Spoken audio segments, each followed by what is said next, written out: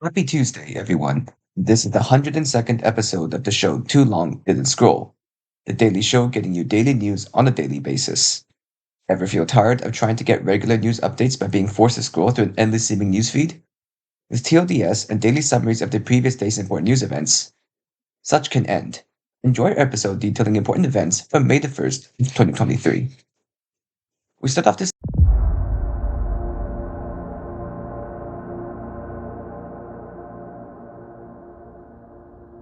day's events in the country of Ukraine, continually ravaged by the ongoing Russo-Ukrainian war since February of 2022. Fierce fighting continues along the current front lines as the recent wave of Russian offensives has experienced major roadblocks, given they are now heading back into defensive positions thanks to some successes in Ukrainian counteroffensives. The only regions where forward offensives are still occurring in a significant capacity include Bakhmut, which was taking one of the most intense battles in recent history by Russian private military company the Wagner Group. The intensity was said to have been a result of the major potential morale boost that Bakhmut's successful defense procedure would spell for either side, meaning both factions have contested the region very heavily. Russian forces had seized most of the region, including the majority of the central city, though as of this day of recording, Ukrainian forces have reported taking back several areas in the region and forcing Russian forces back east after a recent wave of counterattacks, at least according to Ukrainian Colonel General Alexander Slyrsky. The exact extent of the latest territorial assaults have yet to be confirmed, and Slyrsky has stated the situation on the ground still, quote-unquote, remains difficult.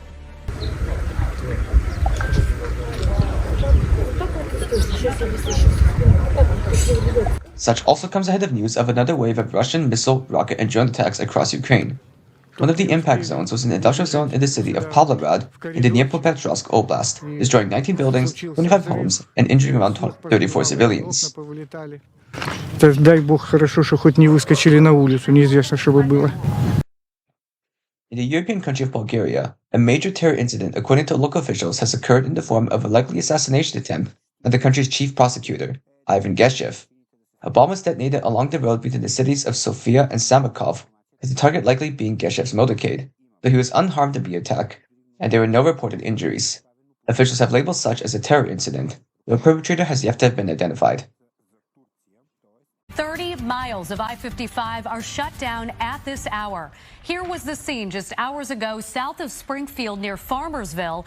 Illinois State Police. In the American state of Illinois, we focus in on the effects of a major dust cloud covering certain parts of the state, likely as a result of recently plowed fields sending massive plumes of dust particulates into the air. With low visibility and very poor weather conditions on the Interstate 55 highway running between the Montgomery and Sangamon counties, a series of car accidents led to a massive car pileup involving well over 70 and up to 90 vehicles. As a result of this pileup, around 6 people were killed and 37 hospitalized with injuries.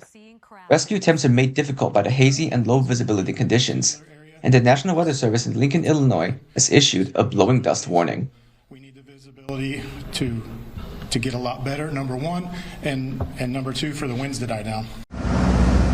After weeks of trouble and a $30 billion lifeline in mid-March from America's biggest banks, U.S. regulators took over First Republic. I think it was inevitable. You could see it coming. The San Francisco-based bank becomes the third. We now head on over to the financial realm of America. Remember when the second-largest bank collapse in American history occurred in the form of the Silicon Valley Bank just this year? Well, there is now a new second-largest bank collapse in history in the form of the collapse of the First Republic Bank. With the collapse of banks like SVB and Signature Bank could be tied to the instability of the crypto market as evidenced by the collapse of FTX. First Republic's collapse is more likely traced back to recent mismanaged investments and its overlending of money to clients for deposits it did not yet have, creating a loan-to-deposit ratio of 111%. Ratings agencies will subsequently downgrade the bank's credit ratings, and its shares will decline even in the wake of efforts by other banks to keep it afloat to prevent impending bank runs. Such would ultimately fail as of this day of recording with the seizure of the bank's assets by the Federal Deposit Insurance Corporation, or FDIC, as First Republic's credit rating rapidly downgraded into junk. In the wake of the fall of the bank, JpMorgan Chase has agreed to buy out a large portion of the bank's assets and assume a large amount of its liabilities. In the wake of several prominent collapses this year alone, federal agencies and other large banks have attempted to assuage fears of another severe financial collapse like during the 2008 crisis. In other news, 5 people were killed, 1 injured, and another gone missing after an explosion at a chemical plant in Liaocheng in China's Shandong province. And Santiago Peña has been declared the winner of Paraguay's presidential elections this year.